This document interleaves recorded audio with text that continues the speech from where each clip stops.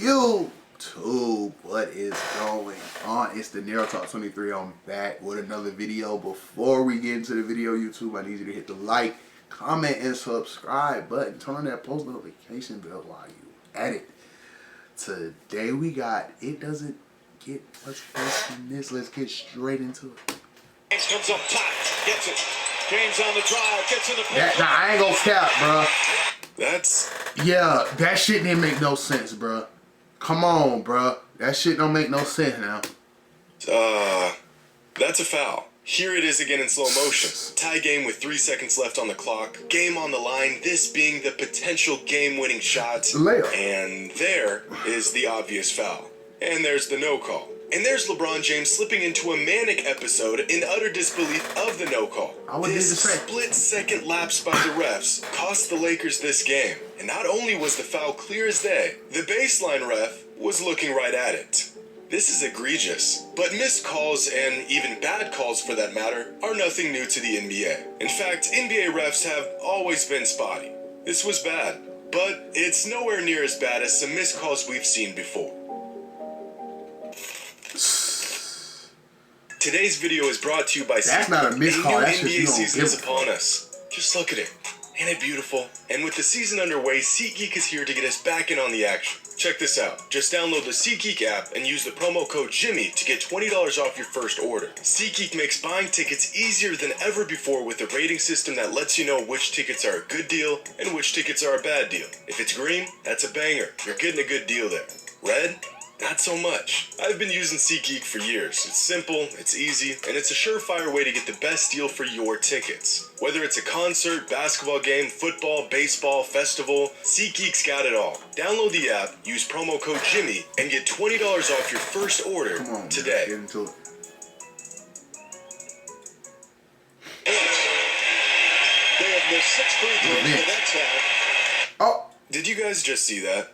This is Vince Carter, former NBA great. This is Mo Peterson. He would go on to have 81 points put right on his head 2 weeks after this game. In the middle of a live broadcast, in front of 17,000 people, Vince Carter slapped Mo Pete. It wasn't hard or anything. In fact, Vince and Mo were former teammates. They were just messing around. But the ref didn't see Vince do this. What they did see, however, was this.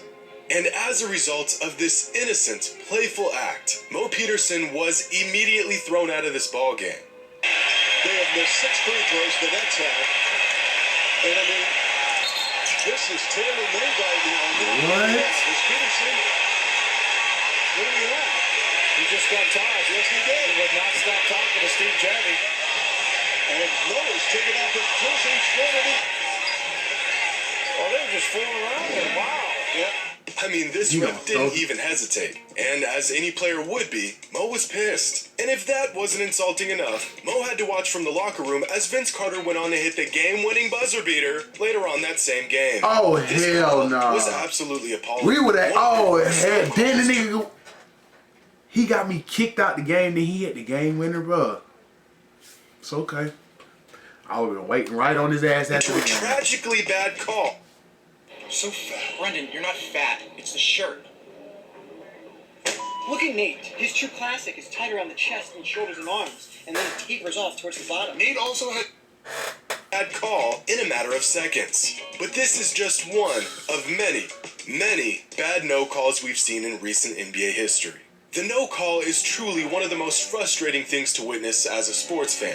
If you ever want to see a grown adult spiral into an incoherent rage in absolutely no time at all, just watch him as his favorite team gets stiffed out of a call by a ref. It can be frustrating because we all see it, the players see it, and yet the guy whose job it is to see it can't. Like the no call on Devin Booker in Game 4 of the 2021 NBA Finals. Clearly, a hard foul, and a foul that could have changed the trajectory of this series, being that it would have been Booker's 6th and final foul of the game. But it was never called. Or this notorious play back in 2019 when the Rockets were facing the Warriors. Game is all tied up, hardly any time left on the clock. The Rockets played great defense and stripped Kevin Durant of the ball. KD was the last person to touch it, and it's going out of bounds. This could be what the Rockets need to turn this game in their favor. and then KD runs a half marathon on the baseline, passes the ball in bounds. The refs conjure up the audacity to ignore the 72 steps he just took out of bounds, What? and then the ball gets swung around to Curry, who hits the dagger. Out. Absolutely, he's out. Wow. I mean, how do you miss that?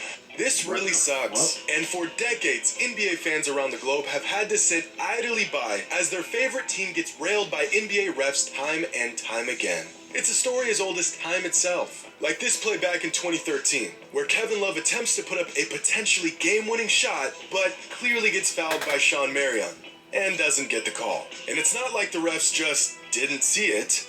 They're both looking right at it in real time. And correct me if I'm wrong, but I don't think your arm does this when you're shooting a jump shot. Unless, of course, you were fouled. But the call was missed and the Timberwolves lost this game. Or what about that time in 2017 with an ascending Giannis Antetokounmpo and a game-winning dunk that should have never even happened? 10 seconds remaining in regulation. Antetokounmpo, checked by Houston. Block. Drive, his scores. He was definitely. Did you see it? Here's another angle of it. Right there. Giannis stepped out of bounds on this drive, and the refs never called it. And I don't know how, because the ref is looking right at it. This guy noticed the out of bounds right away. So did this guy. And so did she. And so did this guy standing 30 feet away. That shit. But somehow, They gotta this be ref getting paid, bruh. But not to worry, my friends. It gets worse. Like back in 2002, when the Hornets faced off against the Magic in the first round of the playoffs. The game is all tied up with only 0.7 seconds left on the clock. The Hornets are inbounding the ball, and they're going to need a miracle to pull off a win here without going into overtime. Davis at the buzzer. And that's exactly what happened. A 27-foot dagger from Baron Davis over two defenders to win the game and take a 2-1 lead in the series. Well, not really. Yeah. Because according to this ref, Baron Davis didn't get the shot off in time. Davis at the buzzer. No, yes, no, it's waved off. Bernie Fryer says no, it will not count. He was waving immediately. It was so close. The shot was already gone. I mean, I'm pretty sure he did, but I could be wrong. So let's take another look at this. The shot was gone though. Go. Yeah. Unless I don't know how a shot clock works, I'm about 1000% positive he got that shot off in time. In fact, the call was so bad that bro actually baffled himself. He is perplexed. Doesn't even know why he made the call in the first place. And so he seeks counsel with one of the other refs and is met with absolutely no support at all. This is one of the most horrendous calls from a ref I've ever seen. And what would have been just the 21st game-winning buzzer beater in NBA playoff history never even counted. But to find a real doozy of a call, a real head-scratcher, that'll really get your blood boiling, we have to go back to June 6, 2005 to witness one of the most blatant abuse of a whistle I think I've ever seen in my life. It's the playoffs. The Pistons are facing the Heat in a crucial Game 7 of the Eastern Conference Finals. Winner goes to the NBA Finals. Oh Loser shit, goes anyway. home. This game was neck and neck the entire way. 8 lead changes in the second half alone. And after 47 minutes of action, the Pistons creep out to a 3-point lead. At this point, every single decision is critical. Just one mistake could earn you a one-way ticket back home for 4 months. With 46 seconds left in the fourth quarter, the Pistons gain possession after a jump ball. They run a play for Tayshaun Prince on the wing, who blows right past Shaq, but gets stripped in the process. Miami's going the other way. If they can capitalize on this steal, this could be a season-altering mistake by the Pistons. Damon Jones is leaking, and he's got an opportunity at a fast break. Eddie Jones kicks it up to Damon. This is Miami's window to close the lead to just 1 point. But it's a bad pass. Eddie put just a little too much on the ball, so now Damon is chasing. He manages to snag the ball before it goes out. But now he's trapped on the sideline with nowhere to go. One of the best perimeter defenders in the game wearing him like a cheap suit, and 17 seconds left on the clock. Miami's opportunity may have just came and went in the blink of an eye. But do you see this ref right here? This is Joey Crawford. Joey was an NBA official for 40 years. And throughout his 40-year reffing career, he made some pretty questionable calls. Like that time he threw Tim Duncan out of a game for laughing. Or when he gave Sasha Pavlovich a technical foul for getting elbowed in the face? Or what about the time he ejected Don Nelson 90 seconds into a game? Here he is getting in the way of JJ Redick in the middle of a fast break, falling down, and then calling a shooting foul while on his ass looking in the opposite direction. Joey had his moments, and you're about to see the worst one. Because after Damon Jones chases down this pass, this happens. Jones able to rinse it down. And contact made.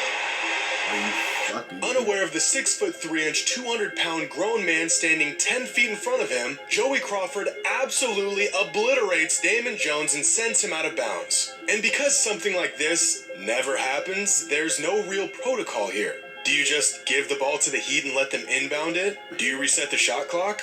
Is it a jump ball? No. It's a foul on Chauncey Billups. What? Rinse it down. Going to go to the line here for 2 free throws. Let's take a look. The outlet pass a little bit too far ahead. He get the foul? Nice job of recovering and a little bump. The foul on Billups and Damon Jones. Billups is in shock. He can't believe the call, and rightfully so. The man played incredible defense and stopped a potentially game-altering fast break that could have ended their season, and was rewarded with a foul call for something he didn't even do. The fact that no one even batted an eye at this call, and it wasn't overturned, is baffling. This foul call was horrific, and it nearly cost the Pistons a trip to the NBA Finals. But fortunately for the Pistons and Joey Crawford's pristine reputation, Detroit still went on to win this game. But that doesn't change the fact that out of the countless bad does he calls still and ref, no though? calls throughout NBA history, this one might just be the worst. Hope you all enjoyed, and as always, until next time. Yeah, he got a whole... See, with stuff like that, bro, and then it's like, with refs, they'll know they fucked up. And then it's like, I ain't never seen no ref overturn no shit. It's like NBA, okay, but like high school and shit, bro, the refs ain't gonna overturn no call, bro. It is what it is. They see it as, fuck it, they getting this little money and this and that. That's why it's like, bro, some refs just need to be trained better, bro. Like, they don't be knowing what they doing some of the times, bro. Especially high school, because it's like, bro, they just get anybody, not like high school games, because you got to be certified, but like AAU, other stuff, bro, them refs don't be knowing what they doing, bro. Then they be costing people the game because they don't know what they doing.